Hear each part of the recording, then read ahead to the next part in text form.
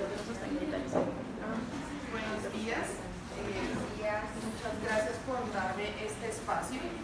Creo que es una buena época del año, un buen mes, no sé si saben, no se lo han imaginado. Febrero es un mes raro porque tiene 28 días y cuando tiene 28 días tiene 29. Así que todos los febreros es el mes de las enfermedades raras. Y el 28 de febrero se conmemora el Día Mundial de las Enfermedades Raras, enfermedades huérfanas. Así que quedamos en un tiempo propicio. Me dieron la difícil tarea de hablarles de cómo se deben enfocar las enfermedades raras. Entonces, quiero empezar sensibilizándoles un poco.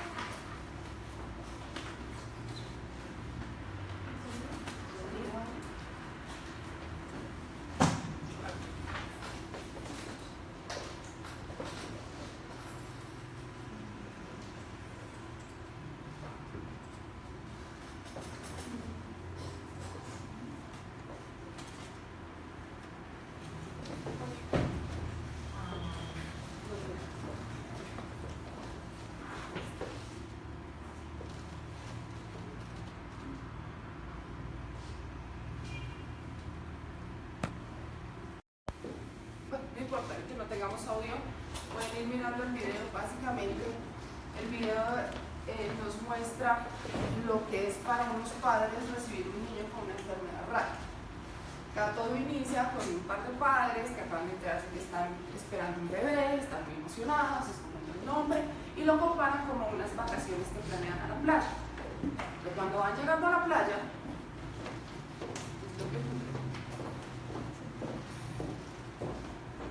no los dejan seguir y les dicen que tienen que ir, en vez de ir a vacacionar a la playa, ir a vacacionar a una montaña. Eso les crea un shock y empiezan como a ajustarse a su nueva realidad, y aquí muestran un poquito de lo que es su viaje por este camino más difícil, que es estar en una playa. Aquí nos muestran, ya luego va creciendo.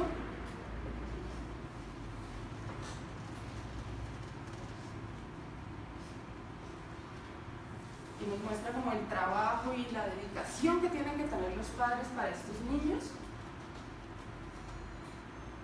Y al final muestran que finalmente, aunque no pudieron ir a la playa, tienen una vida feliz en una montaña. Eso hubiera tenido audio.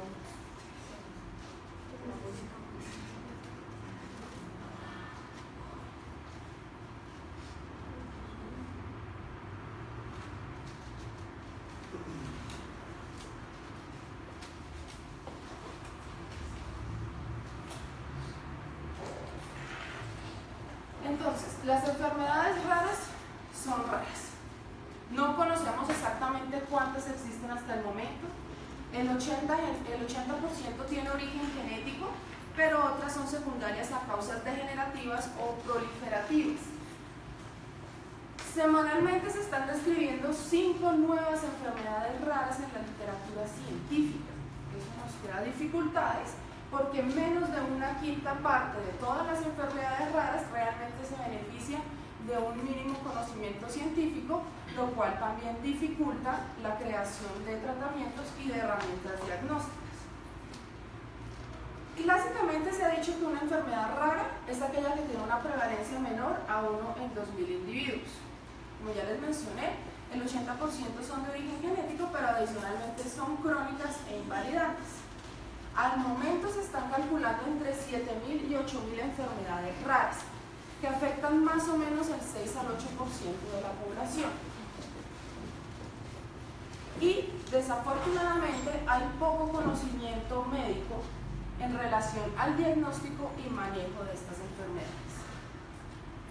La prevalencia o la medición con la que se caracteriza una enfermedad huérfana varía de país en país.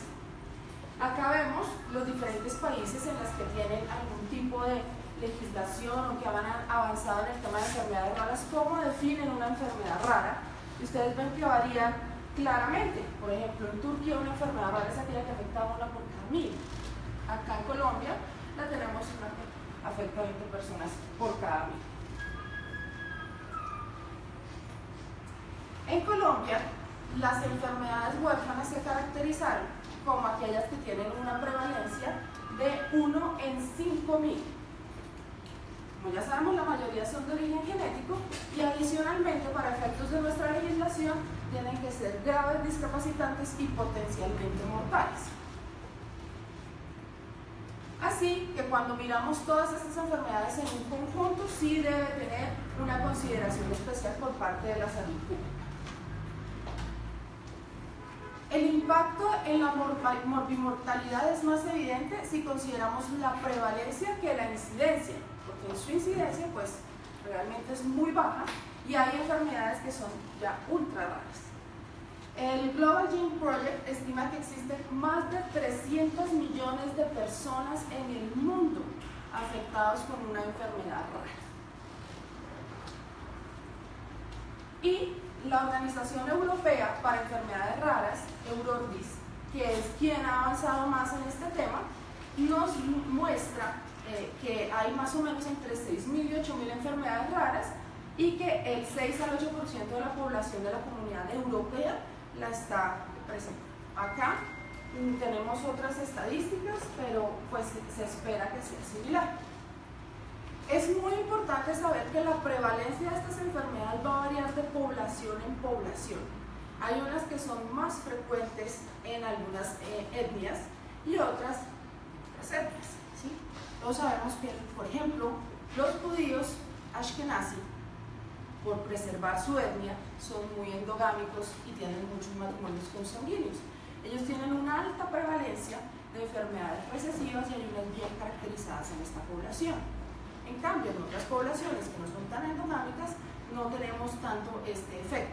Acá en Colombia tenemos algunas enfermedades bastante prevalentes, como por ejemplo la fibrosis quística, porque en las grandes epidemias de cólera que tuvimos hace unos años, muchísimos años, aquellos que sobrevivieron eran los portadores de mutaciones en el gen de la fibrosis quística, porque al estar alterado el canal de cloro, pues no sufrían estas disenterías tan severas y no morían. Así que esto nos hizo como una selección y empezó a transmitirse el gen. También hay algo que se llama un efecto fundador, que podemos decir que es lo que ocurrió en Barranquilla con la enfermedad de Huntington. Hay alguien que viene con un gen afectado y a partir de él se empieza a aparecer todos sus descendientes con la misma enfermedad. Pero pues, ¿qué implica realmente tener una enfermedad rara? Eso es a lo que se enfrentan todos los pacientes. Es una enfermedad con una baja prevalencia y que la mayoría empieza en edad pediátrica. Esto hace que el paciente tenga una alta dependencia y arranca una búsqueda de diagnóstico, tanto clínico como genético, y después las opciones de tratamiento. Hay estadísticas que muestran que hay enfermedades o pacientes con enfermedades raras que se demoran hasta 20 años en encontrar su diagnóstico. Eso hace que si es una enfermedad que tenía tratamiento y era elegible para tratamiento, pues ya no se le puede ofrecer porque la enfermedad ha avanzado demasiado. Estas enfermedades comparten que nos dejan secuelas físicas, discapacidad y trastornos intelectuales. No todas, pero la mayoría sí. Son crónicas y esto hace que los servicios de salud tengan que atender frecuentemente a estos pacientes. Y tienen varios déficits, puede ser cognitivo, físico o discapacidades en varios, digamos, órganos. El médico de familia, o aquí los médicos generales, los médicos familiares, digamos que es la primera barrera que se enfrenta a un paciente con una enfermedad rara para llegar a un diagnóstico. ¿Sí? Si el médico de familia o el médico general no conoce que existen las enfermedades raras, no lo va a pensar y no va a iniciar el proceso de diagnóstico ni lo va a derivar a los médicos que sí las conocen. ¿Sí? Acá se ha intentado hacer mucha sensibilización para que conozcan las enfermedades raras, porque lo que siempre dicen cuando estudiamos medicina es: esto es muy raro, esto usted nunca lo va a ver, porque es tan poco frecuente que solo hay 2 o 3 pacientes.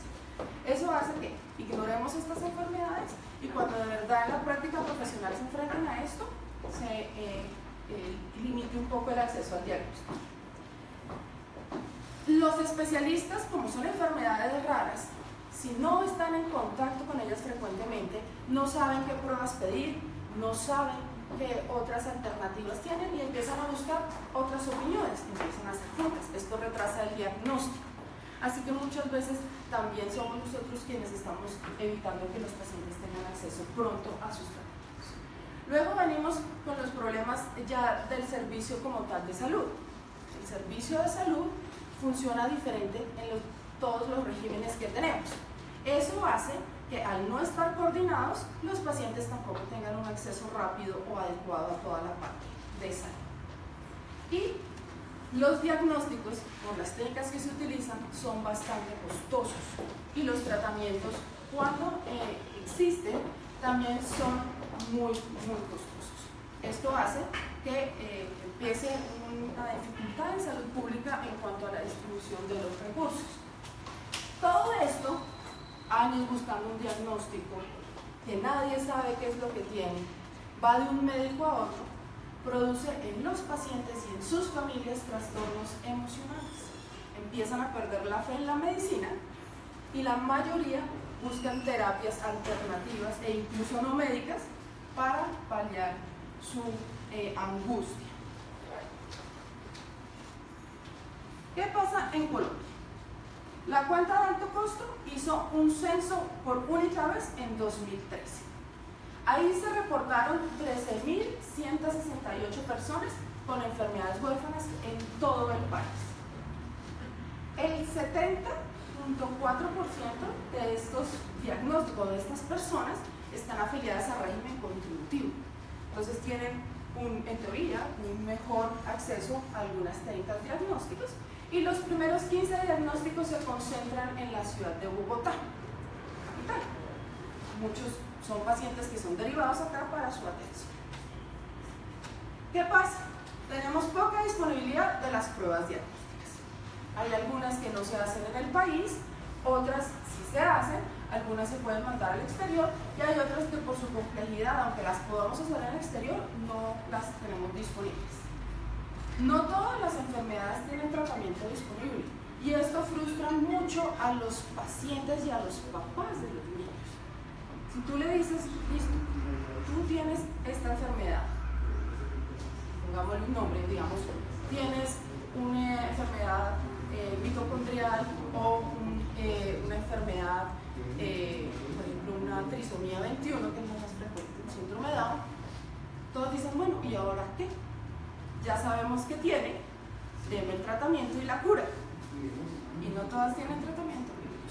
Entonces, muchos padres dicen, esperamos 10 años, 15 años para el diagnóstico, me lo dieron y no hay nada que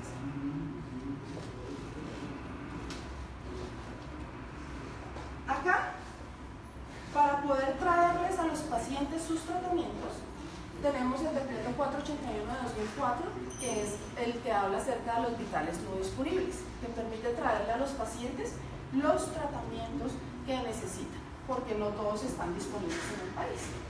Acá, aunque entendemos, no aplica el criterio de costo-efectividad para un tratamiento, porque el tratamiento siempre va a ser más costoso de lo que se espera. Acá hemos avanzado mucho en legislación. Somos uno de los pocos países que tiene una ley de enfermedades huérfanas, que es la 1392 del 2010.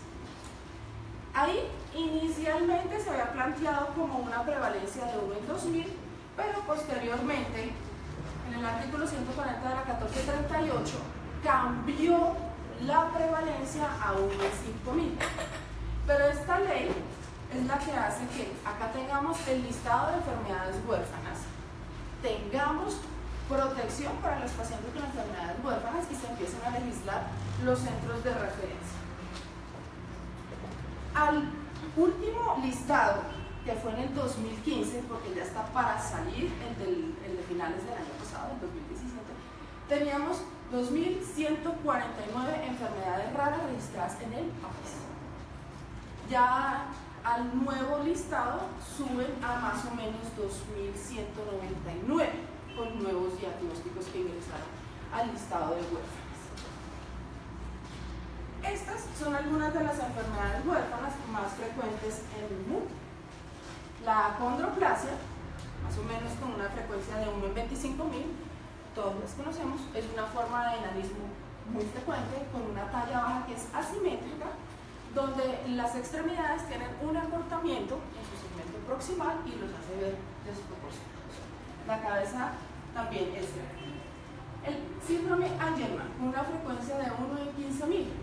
Lo característico es la microcefalia, el retardo mental de una marcha atáxica con paroxismos de risa que siempre los ha llevado a describir clásicamente como la marioneta feliz.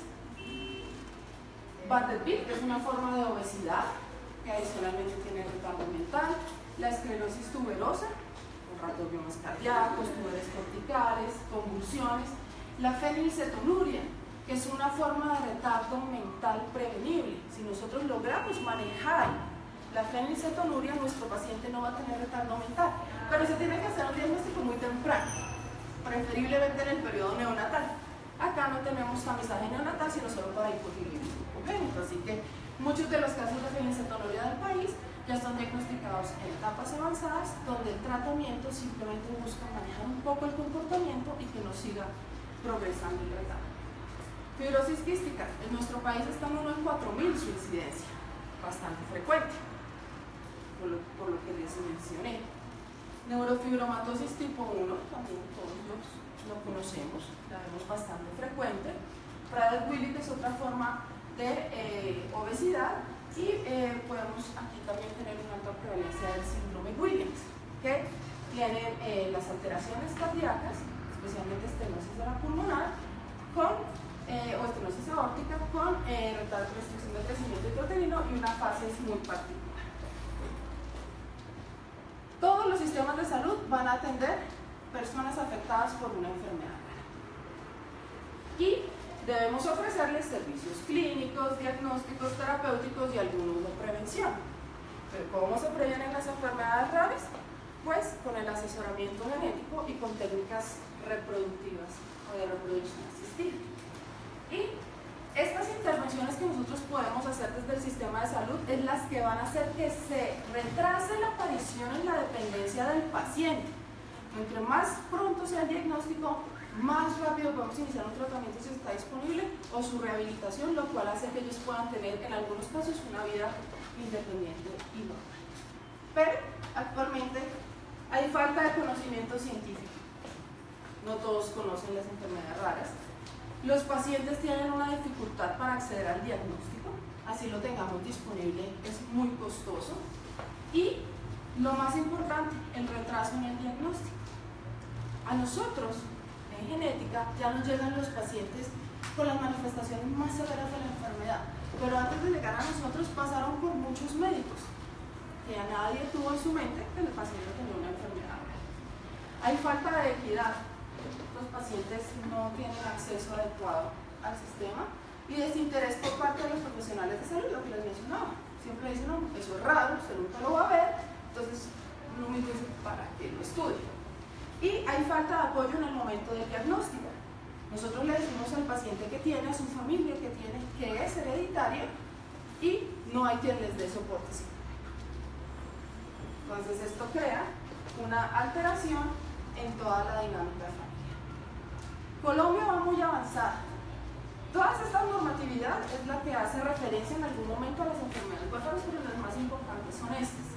Por la ley de huérfanas, que somos uno de los pocos países que tenemos este tipo de leyes. Y ya en la ley estatutaria hace una referencia especial a las enfermedades huérfanas o raras, a su forma de diagnóstico, ya que no podemos limitarles las opciones de tratamiento a los pacientes, así sean experimentales. ¿Okay? Porque si no hay más, ¿qué más le ofrecemos al paciente? También tenemos 2 mesas, la Mesa Nacional de Enfermedades Raras y algunas mesas distritales. Pero, ¿cómo sospechamos una enfermedad rara? Para nosotros es muy importante la historia prenatal. No todos los pacientes con enfermedades raras tienen características físicas peculiares. Con la historia prenatal, nosotros podemos hacernos una idea si el embarazo fue normal, si había una historia de pérdida recurrente de la gestación, si necesitaron técnicas de reproducción asistida para quedar embarazados. las técnicas de reproducción asistida aumentan la incidencia de algunas enfermedades raras, especialmente las de impronta. Si la madre tomó algún teratógeno durante el embarazo, es lo que nos ayuda a evaluar los niños con malformaciones congénitas. Luego viene toda la parte perinatal, como fue el parto, cuánto duró el periodo exclusivo, si hubo asfixia, porque eso es lo que nos permite establecer, en el caso del compromiso cognitivo, si tenemos un factor ambiental o si claramente es algo ya del desarrollo. Muy importante para nosotros, la genealogía. Mínimo 3 generaciones. Si pueden más, muchísimo mejor. ¿Qué nos permite la genealogía? Ver si se trata de una enfermedad hereditaria y cómo es su patrón de herencia. Entonces recuerden, tenemos autosómico dominante y recesivo cuando están en los cromosomas, el gen está en el cromosoma 1A22 y ligado a X, que también puede ser dominante o recesivo, cuando la transmisión es a través del cromosoma X, a través de la... También tenemos las enfermedades mitocondriales, pero su transmisión es por la ADN mitocondrial o por algunos genes nucleares, pero la genealogía, al dejarnos ver el patrón de herencia, aunque nosotros no sepamos qué tiene el paciente, yo le puedo decir, no sé qué tiene, no sé cómo se llama su enfermedad, le puedo decir cómo se está heredando y le puedo dar la asesoría correspondiente para que podamos prevenir la aparición de otros afectados en la familia. Luego vamos a evaluar el fenotipo. Tenemos dos posibilidades. Es un fenotipo que nosotros podemos reconocer fácilmente, por ejemplo el del síndrome Down, donde al ver el fenotipo digo, sí, el paciente tiene síndrome Down. O es una persona que no tiene un fenotipo físico característico, pero la alteración es a nivel bioquímica, como en los errores del metabolismo. Entonces, si el paciente se me presenta, por ejemplo, con un retardo mental, convulsiones, algo que me haga sospechar en una enfermedad metabólica, yo no espero verle físicamente algo. Lo máximo que podemos ver es la acidemia glutárica, es una macrocefalia. Las peroxisomales sí nos producen algo de dismorfismo, pero en general los errores del metabolismo no tienen un fenotipo aparente, el fenotipo es bioquímico, así que tenemos que pedirle las pruebas al paciente. Otra cosa que es muy importante, cuando estamos evaluando fenotipos particulares debemos mirar a la familia. Nosotros debemos utilizar para el diagnóstico los rasgos que no son de la familia. El niño, si lo vemos raro, pero se parece a sus padres, y muchos de sus rasgos son familiares, posiblemente no es un niño dismórfico, sino que es un niño que heredó la belleza de sus padres. Eso es importante, hay que mirarlo en todo su contexto. También lo otro importante, cuando ya estamos sospechando la enfermedad rara, es, sé qué es, ya tengo una sospecha, o definitivamente no sé qué es, pero sé que es un síndrome o una enfermedad. Si yo ya sé qué es, digo, por ejemplo, sospecho que el paciente tiene un síndrome Angelman. Entonces ya, como tengo la sospecha, le pido la prueba diagnóstica específica para el síndrome Angelman, que es el test de metilación. Pero si yo no sé qué tiene el paciente y sospecho que pertenece a algún grupo de enfermedades genéticas, tengo que pedirle un poquito de pruebas más generales. Ya tenemos a nuestra disposición los paneles. Por ejemplo, puedo pedirle un panel para enfermedades neuromusculares y pienso que tiene una enfermedad neuromuscular, pero todavía no sé cuál es, porque ni la evaluación clínica ni los paraclínicos me han orientado a un diagnóstico. También tenemos los paneles para enfermedades metabólicas. Ustedes saben que apenas se compensa un niño con una enfermedad metabólica, los marcadores bioquímicos nunca vuelven a salir alterados, como si estuviera descompensado. Así que el diagnóstico es un poco más difícil. Ya incluso tenemos pruebas de metabolómica pura, donde miramos todo el perfil metabólico del paciente. Pero para yo poder pedir la prueba, necesito saber qué tiene. El cariotipo. ¿Para qué nos sirve el cariotipo? Solo para números o desórdenes cromosómicos. Alteraciones numéricas, alteraciones estructurales. Yo enfermedades de genes no las puedo ver en cariotipo. Si yo le sospecho al paciente, por ejemplo, un síndrome Marfan, no vale la pena hacerle un cariotipo porque va a ser normal. Ustedes se lo pueden hacer si lo ven con múltiples malformaciones o algo que les haga pensar que lo necesitan. Pero en términos términos generales, para el diagnóstico del Marfan solo ya utilizamos la clínica, algunos criterios ya bien establecidos y las pruebas moleculares para esto. Y las pruebas moleculares a nuestro país ya está incluso disponible el exoma. Tenemos dos tipos de exoma. El clínico, donde miramos solo los genes que están descritos asociados a enfermedad, o el que es completo, que ya nos mira todos los genes del genoma. Ese que es completo se hace con muestra de mamá y papá, para que sea más fácil evaluar el resultado.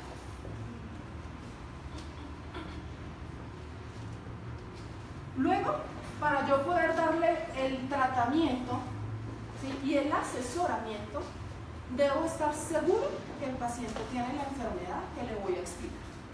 Así que tengo que utilizar herramientas diagnósticas que sean certeras, y yo ya debo tener un diagnóstico certero para poderle ofrecer todas las herramientas de diagnóstico, las herramientas de tratamiento disponibles. Así que esto nos ha llevado a que ahora hablemos de diagnósticos de precisión, donde encontramos hasta el daño molecular para poderle brindar al paciente alguna alternativa. Ya hay terapias basadas en el genotipo. Si el paciente no tiene el genotipo, no es fácil hacer el diagnóstico.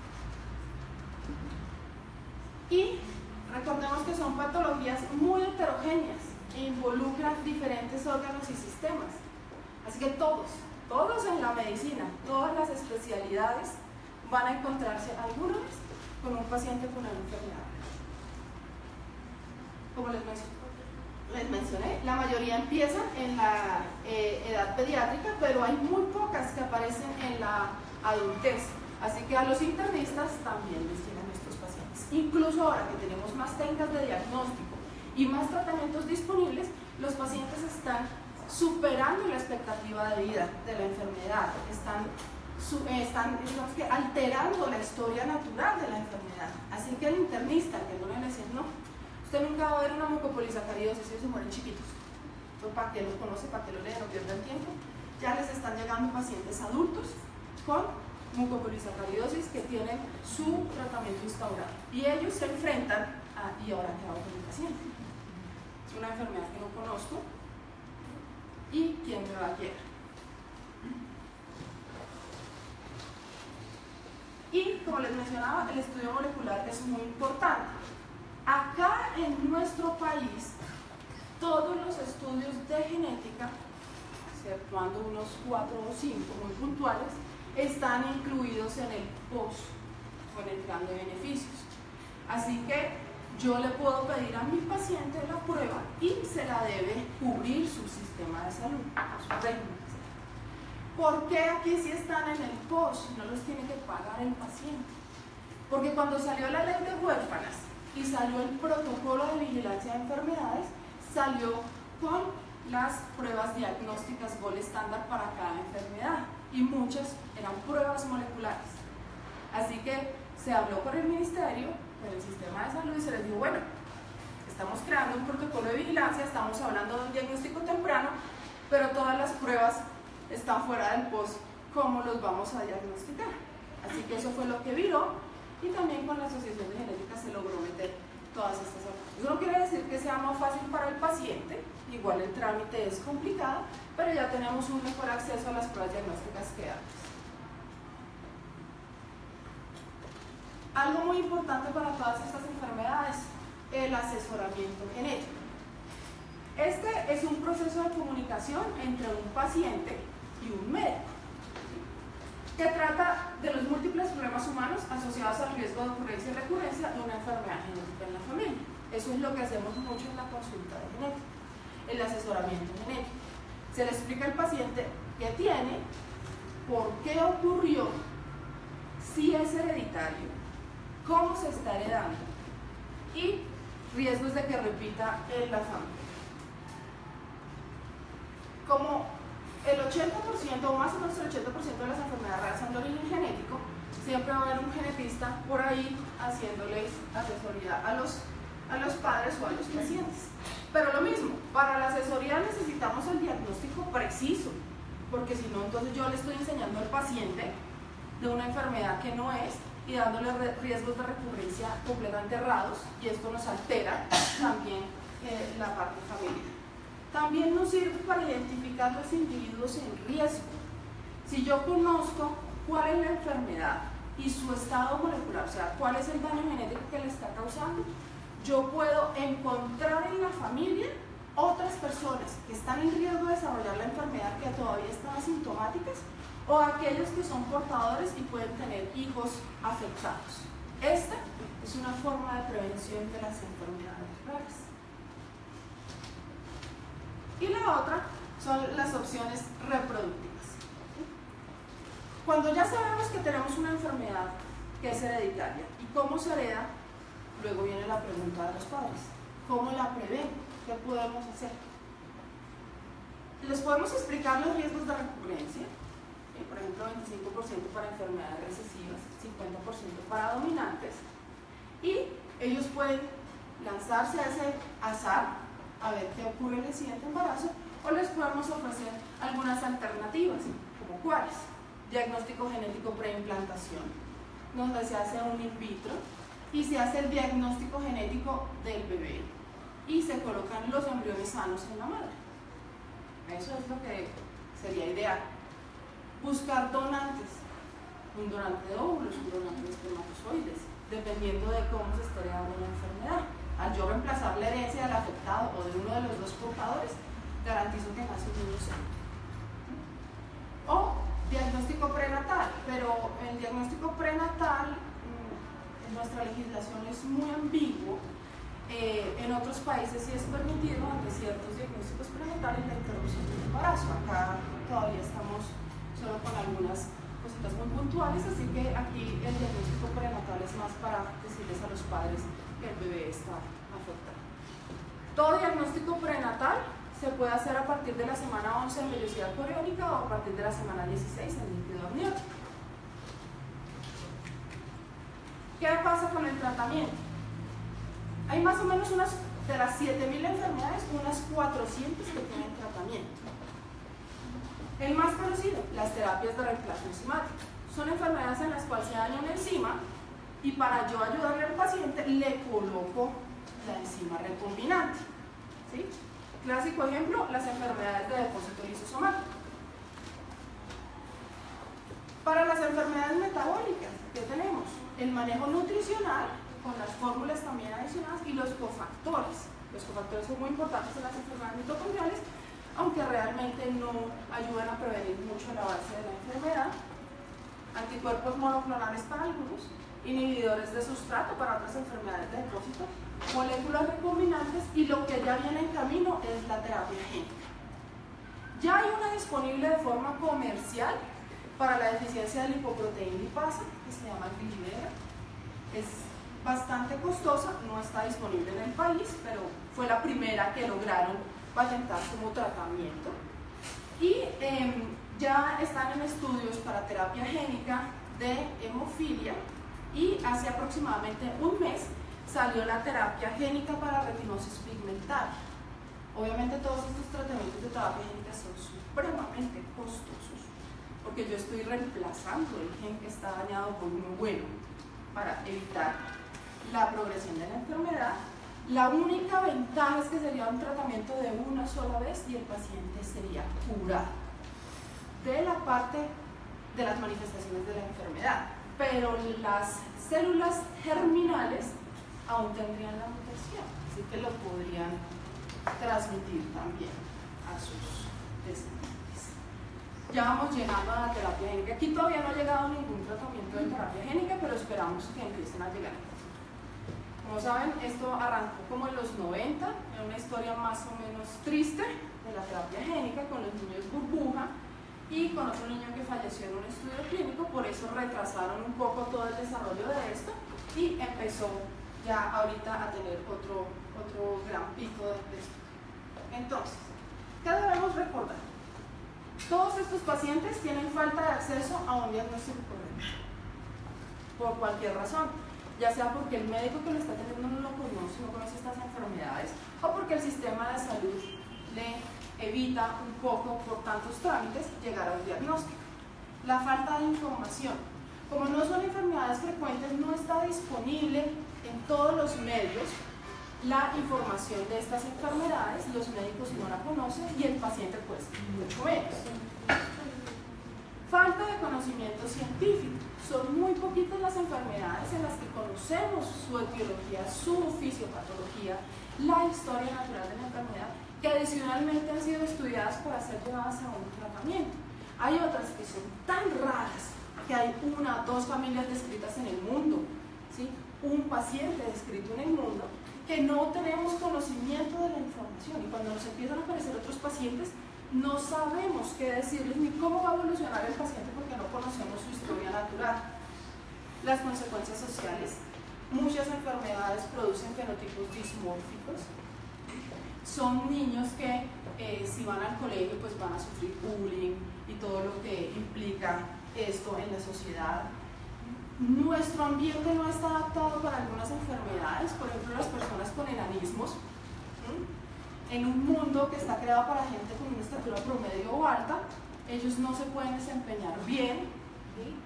Eso les lleva a que no tengan acceso a algunas cosas, que no puedan acceder a algunos trabajos, y también la parte de la crisis familiar que eventualmente puede llevar a que la familia se separe, mamá y papá se separan, o a que empiecen a aparecer otros conflictos interfamiliares. La falta de cuidados de salud adecuados y de calidad. Ya hemos mejorado un poco en esto, pero de todas maneras no tenemos todavía en el país un centro de referencia para enfermedades raras, que es lo ideal, pero hemos avanzado, ya le estamos brindando una atención un poco más de calidad, pero pues nos falta aquí un poquito. Y el alto costo de los pocos medicamentos existentes. Como es tan costoso, a veces sí tenemos que poner en una balanza riesgo-beneficio y si el paciente es elegible para la terapia. Ya tenemos disponibles terapias en el país que a nivel mundial cuestan más o menos $750.000 el año. Acá están un poco más económicas, pero igual es un costo muy grande para el sistema de salud. Acá nosotros estamos, o la ley estatutaria mandó crear un fondo de recursos en el cual se deberían financiar las enfermedades huérfanas, que no salga su financiamiento del sistema que nos financia a todos, pero esta ahora está en proceso, igual tenemos esa dificultad. Eso es lo que les traía. El 25 de febrero se conmemora el Día Mundial de las Enfermedades Huérfanas, están cordialmente invitados, y esta es una de las campañas que se hizo hace unos años para las enfermedades huérfanas. Es difícil decirles cómo podemos diagnosticar a un paciente, son, como les digo, muchas enfermedades, pero esto es lo que uno debe hacer en general, y si sospechan una enfermedad rara, pues enviarlo al especialista que ustedes consideren que lo puede aclarar. No sé si tengan alguna pregunta.